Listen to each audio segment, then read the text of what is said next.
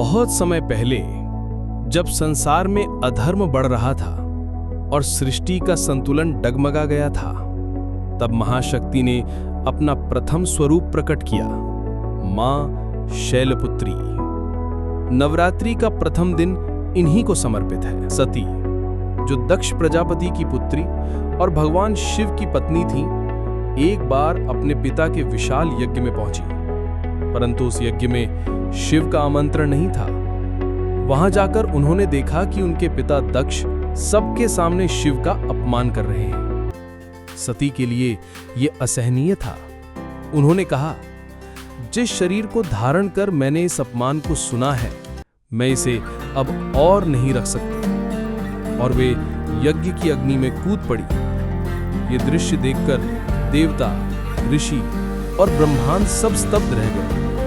भगवान शिव शोक और क्रोध से भर उठे। उन्होंने सती के मृत शरीर को उठाया और तांडव करने लगे। इससे संपूर्ण सृष्टि का संतुलन बिगड़ गया। देवता भयभीत हो गए। तभी विष्णु ने अपने सुदर्शन चक्र से सती के शरीर को खंड खंड कर दिया। जहां जहां उनके अंग गिरे, वहां शक्ति पीठों की स्थापना हुई। सती ने यह व्रत लिया था कि वे पुनः जन्म लेंगी और शिव से विवाह कर संसार का संतुलन स्थापित करेंगी। इस प्रकार महाशक्ति का पुनर्जन्म हुआ पर्वतराज हिमालय और रानी मेना के घर।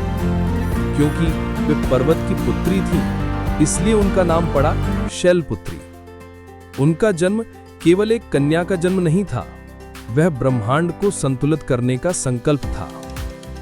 मां शैलपुत्री का दिव्य रूप बड़ा अलौकिक है।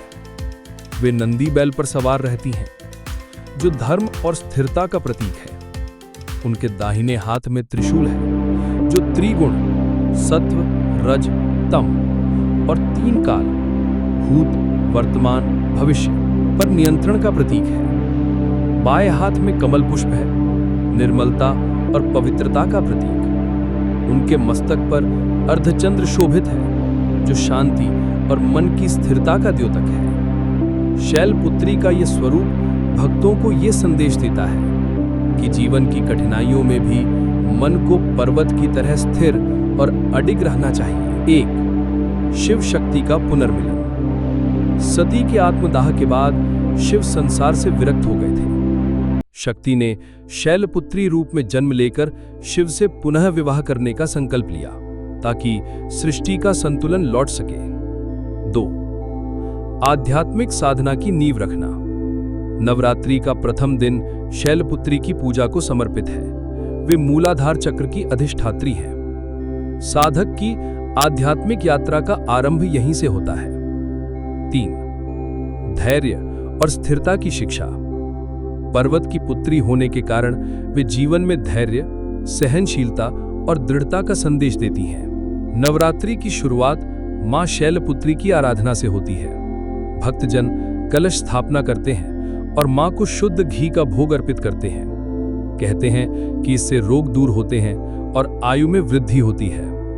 उनका मंत्र है ओम शम शैलपुत्र्यै नमः। इस दिन उनकी पूजा करने से साधक के जीवन में स्थिरता आती है और आगे की साधना का मार्ग सुगम होता है। प्रतीकात्मक महत्व। नंदी बैल, धर्म और स्थिरता। त्रिशूल, अज्ञान का विनाश और समय पर नियंत्रण। कमल, संसार में रहते हुए भी पवित्र और निर्मल बने रहना।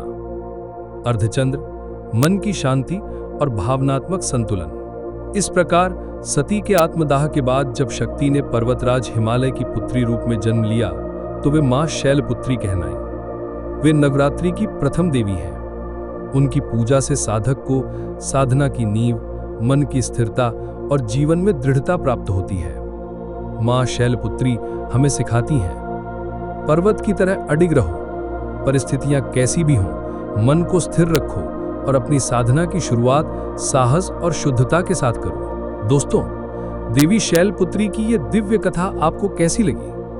अगर आपको हमारी ये प्रस्तुति पसंद आई हो तो कृपया इसे लाइक करें, अपने मित्रों और परिवार के साथ शेयर करें और हमारे चैनल को सब्सक्राइब करना ना भूलें। साथ ही बेल आइकन दबाएं ताकि देवी की और भी पावन कथाएं सबसे पहले आप तक पहुंच सकें। जय माता दी।